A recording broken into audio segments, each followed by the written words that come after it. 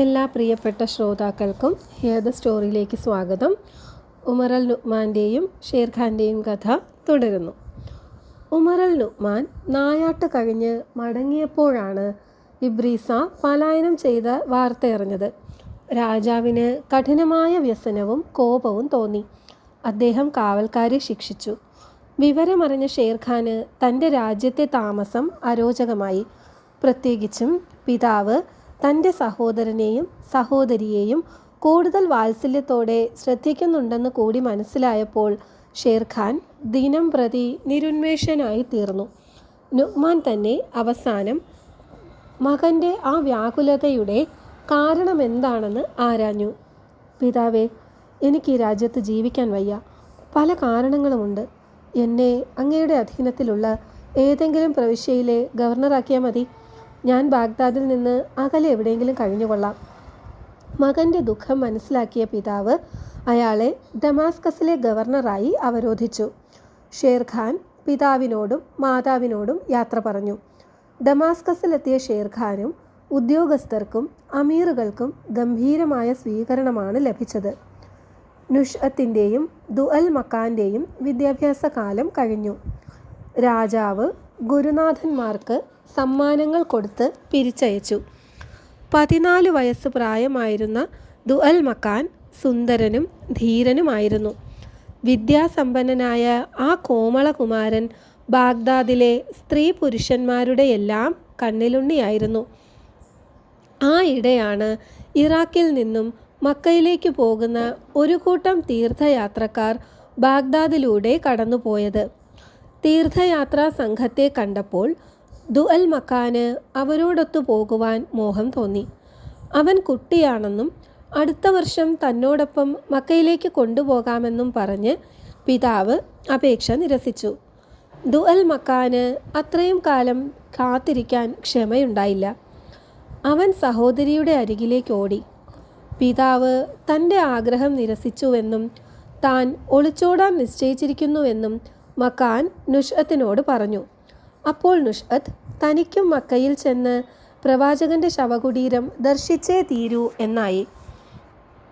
അന്ന് രാത്രി തന്നെ ഒളിച്ചോടി പോകുവാൻ രണ്ടുപേരും തീരുമാനിച്ചു.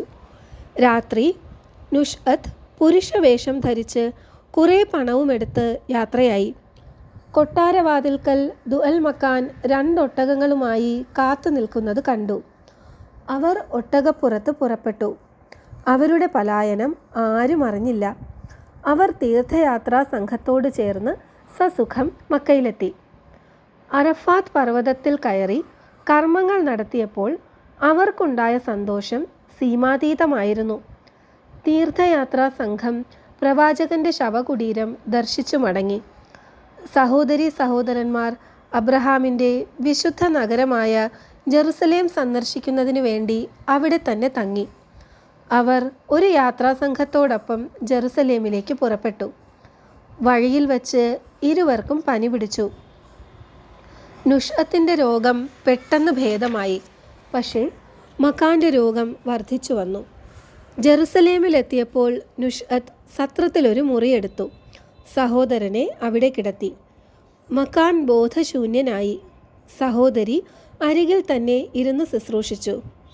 ദുഅൽ മക്കാൻ്റെ രോഗശാന്തിക്കായി നുഷ്അത്ത് കയ്യിലുണ്ടായിരുന്ന പണം മുഴുവൻ ചെലവഴിച്ചു.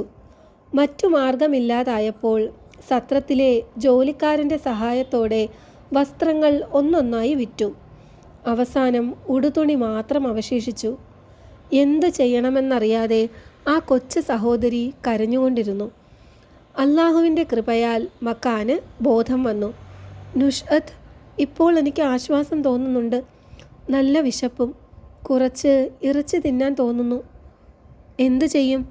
എൻ്റെ പക്കൽ ഒരു ചെറു നാണയം പോലുമില്ല. തെരുവുകളിൽ യാചിച്ചു നടക്കാൻ വയ്യ. നാളെ ആർക്കെങ്കിലും കൂലിവേല ചെയ്ത് പണം സമ്പാദിക്കാം. പക്ഷേ പകൽ മുഴുവൻ നിന്നെ ഇവിടെ തനിയെ വിട്ടു പോകുന്നതെങ്ങനെ? അവൾ കണ്ണീരൊഴുക്കി. പിറ്റേ ദിവസം രാവിലെ സഹോദരനെ ആലിംഗനം ചെയ്ത് നുഷ്അത്ത് യാത്ര ചോദിച്ചു. അവൾ ആരോ കൊടുത്ത ഒരു കഷ്ണം ഒട്ടകത്തോലുകൊണ്ട് മുഖം മറച്ചു.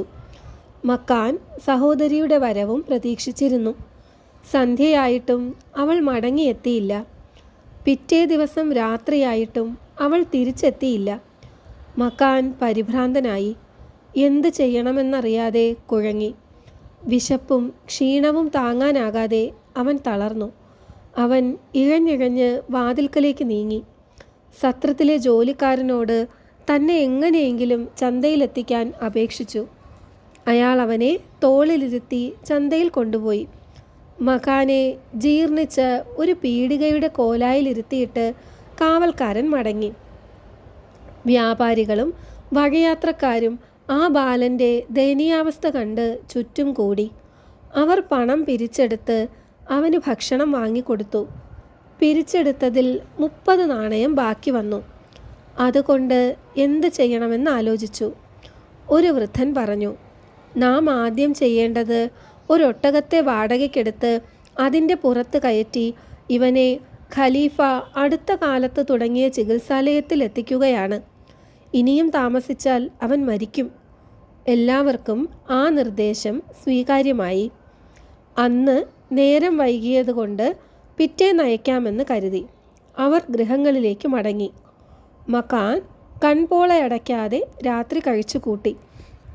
രാവിലെ ചന്തയിലെ ആ നല്ല മനുഷ്യർ ഒരൊട്ടകത്തെ കൂലിക്കെടുത്തു.